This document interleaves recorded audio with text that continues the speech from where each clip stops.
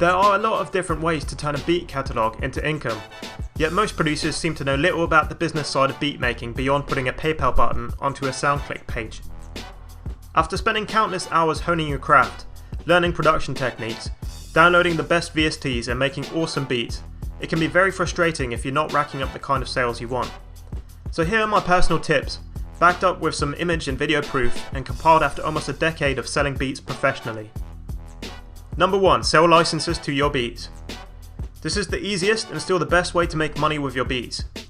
Once you have a decently sized catalogue of quality beats, you can register and set up your own website for cheap, or sign up to a VIP artist service like Music Central or My Flash Store that will allow you to set up your own beat selling homepage.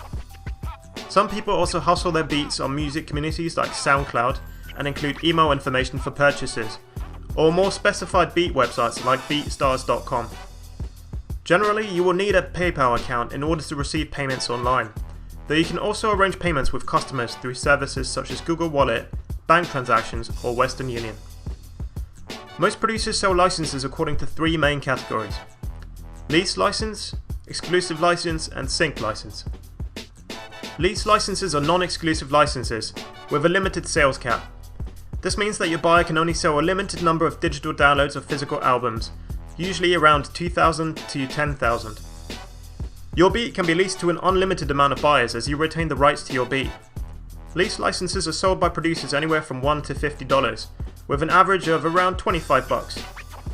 It is common practice to also offer premium lease licenses, where buyers are given the option to pay a little extra to receive separated instrumental track lines of your beat and/or to sell more units. Exclusive licenses, on the other hand, are full ownership licenses, usually with an unlimited sales cap. They are therefore sold to only one customer, and the beat is subsequently marked as sold. Naturally, they will be priced a lot higher, anywhere from $50 to $1 million if you're Timbaland. The final license type, which is ignored by the majority of producers, is a sync license. While lease and exclusive licenses are targeted at recording artists, sync licenses are for media professionals and broadcasters such as websites, movies, TV, or video games. Sync licenses are usually limited to a specified number of broadcasts, for example 1 DVD release title. They are commonly priced between lease and exclusive licenses, depending on the intended use. If you're planning to make beats your full-time income, then selling licenses will be the backbone of your operation. Even if your plan is to go after album placements, your first priority should always be setting up your internet presence. Get yourself a PayPal account, set up a beat selling website, and start promoting. Here on my PayPal account you can see the kind of income our beat page generates in a good month. That's $23,000 in USD only. Now of course bear in mind I've been selling beats for a long time, but the sky really is the limit for you. Number 2. Sell other producers' beats. It might seem counterintuitive to spend your time pushing other producers' beats, but building up a team of beat makers can be beneficial in many ways. Not only can you feed off each other creatively and provide your customers with a constant stream of fresh material, you can also agree to take a set percentage of the sales you make for your fellow producers. If you put together a strong team with a diverse range of beat styles, you can greatly increase your market share and divide marketing duties. Everyone benefits. Number 3. Sell MP3 downloads. A lot of producers neglect selling MP3 downloads to their beats, opting instead to give out free downloads, or not to allow any downloading at all. However, giving out MP3 downloads for 99 cents or $1.99 for example, can actually be a great additional revenue source.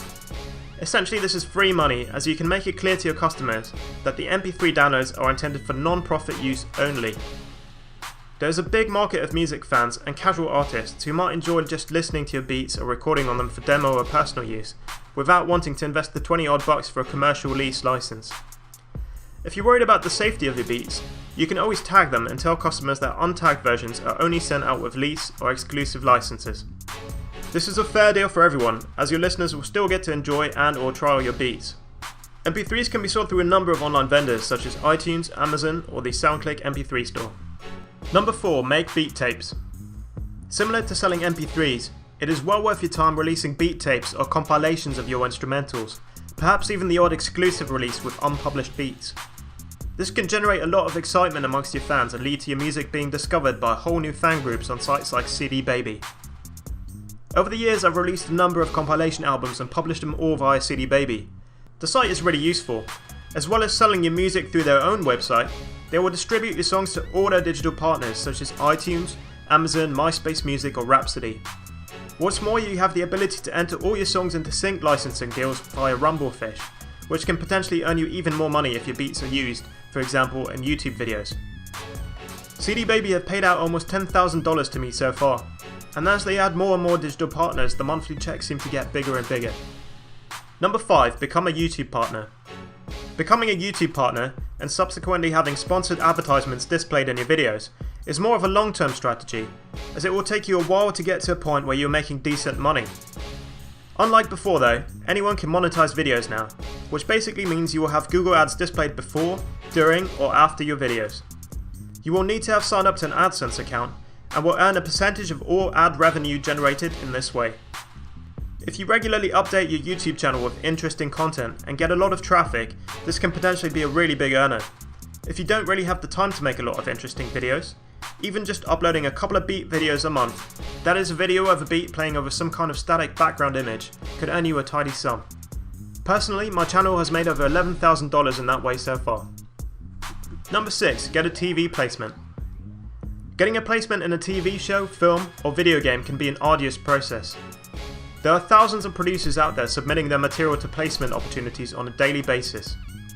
However, if you regularly network and build relationships with media professionals, companies, and agencies, you will eventually persevere and the spoils will be worth the toil. While you won't necessarily be paid a large sum upfront, the royalty payments are where producers really make the big bucks.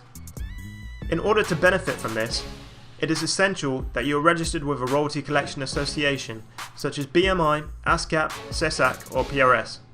TV stations in the US in particular pay out large sums just for short music segments in their programming. My last quarterly royalty check from the PRS was for a single placement on CBS Sports, and that was something around $4,200 for 30 seconds of a beat. That's not too bad, right? Number 7. Get your beats on internet radio. Getting your beats onto a regular radio station can be pretty hard, as by and large stations are only interested in full songs. However, internet radio stations are a different matter. A lot of people enjoy browsing stations like Pandora or streaming websites like Spotify for instrumental music, and this is where it gets really interesting. Pandora and Spotify both share out their profits amongst members according to the amount of plays your music receives. You do have to jump through some hoops to get your music onto online radio stations or streaming sites, but if your beats prove popular, this can be a nice little side earner. Pandora just recently announced that they send over 2,000 artists more than $10,000 a year. Artists like Drake and Lil Wayne even make $3 million a year. Number 8. Make a drum kit. A lot of producers have recently taken to the idea of packaging and selling their own drum sounds for other musicians. There is a vast amount of producers out there hunting for new and better drum samples, and if you've already built up a reputation with your beats, chances are there will be someone out there ready to jump at the chance of emulating your sound. Putting together a drum kit can be fairly time consuming, but if done correctly it can be a worthy investment. You can sell your kit on your own website, or even better, find the most popular drum kit websites out there and partner with them to retail your products. As they already have a ready-made sales platform, audience and marketing strategy, they will be better positioned to sell your products than you are. Be prepared though, most vendors will take a 50% cut of sales. This is pretty normal. Personally, I've always sold my kits through websites like producerloops.com, and as you can see, through them alone I've earned around $3,700 in commissions so far. If you get your kits on a couple websites like Producer Loops, Modern Producers, or the Music Central Marketplace, that could be a great side income for you. Number 9. Submit your beats to music libraries. There are a big number of music libraries and stock music websites online, ranging from general sites to industry-specific sites for film music, ad music, or video game music. When you upload your beats to these sites, you will usually have to enter into non-exclusive sub-publishing agreement, which basically means you are signing over the right for those websites to make money with your music in exchange for a profit share. They will usually charge somewhere in the region of 50 to 75%, so that's a pretty big chunk.